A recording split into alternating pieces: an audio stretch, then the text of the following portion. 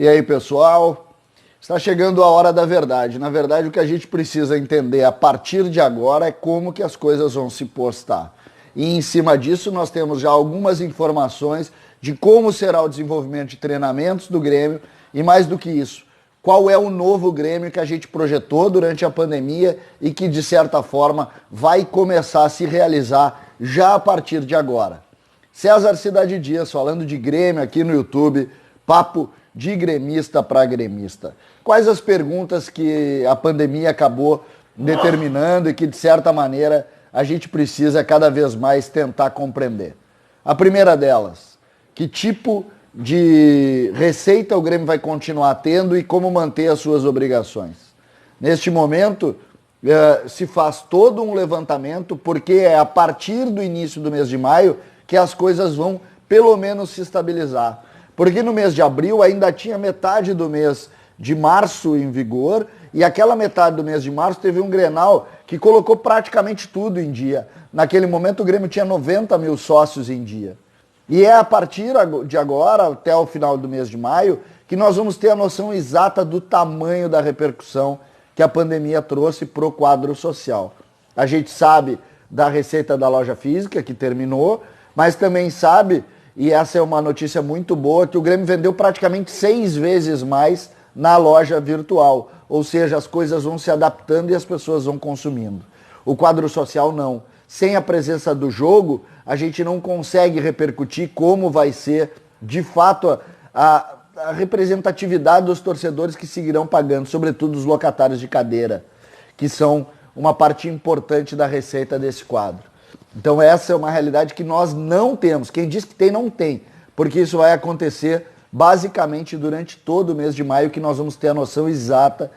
O Grêmio não tem um só vencimento, então nós vamos saber isso. Quando a gente chega no campo do trabalho, do treinamento, nós precisamos de fato avaliar algumas situações que já estão postas em prática. A transição, por exemplo, até o dia 18, ela vai trabalhar de forma remota. Ela vai ficar, os jogadores ficarão em casa durante toda essa semana e durante principalmente o dia de ontem.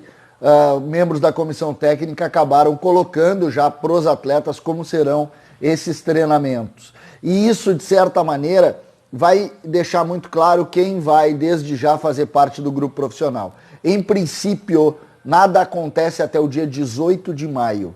Ou seja, seguirão fazendo a parte física de casa, muito bem controlados pelos sistemas das comissões técnicas, e a partir dali começa e retoma, e essa é a expectativa, se retoma o trabalho dentro do CT. E aí, a partir daí, a gente vai ter noção exata. O que se tem hoje, mais ou menos claro? O Grêmio vai ter entre 3 e 4 jogadores da transição já treinando esses profissionais. Elias, Diego Rosa, Gui Azevedo. De cara, esses 3. E ainda tem a possibilidade de colocar mais um ou outro jogador ali. Mas não muito mais do que isso. Mas eles já fazendo parte do profissional para, a partir daí, vincular um trabalho de maneira importante. Eu acredito muito nesses jogadores já atuando entre os principais. O Grêmio seguirá o processo de diminuição do custo. Essa, para mim, é a grande notícia que nós vamos ter, que acontece em toda a sociedade e que reflete muito no futebol, mas ainda não se tem ideia do tamanho disso. O que a gente pode dizer nesse momento? Se busca entre 25% e 30% de diminuição de custos. Essa é uma expectativa e uma tentativa. O que isso representa? Eu já falei isso no campo do Departamento de Futebol Profissional. Representa 3 milhões de reais, mais ou menos, no custo. 3 milhões de reais, quantos jogadores tem? O Grêmio teria que se desfazer de praticamente todos os seus reservas veteranos. Praticamente todos. E isso não é tão simples assim, porque alguns jogadores têm contrato longo e é muito difícil recolocar no mercado esses jogadores hoje, porque eles ainda são inflacionados. O mercado diminuiu de tamanho, vai pagar menos e os clubes que têm contratos com esses jogadores não vão conseguir se desfazer. Então essa é uma realidade diferente e essa é uma realidade que, de certa maneira, a gente precisa hoje tentar compreender. Por quê? Porque não vai se conseguir se livrar dos jogadores, não vai conseguir se desfazer. Os que têm final de contrato em dezembro, termina o contrato, o Grêmio simplesmente não renova, ele cai da folha.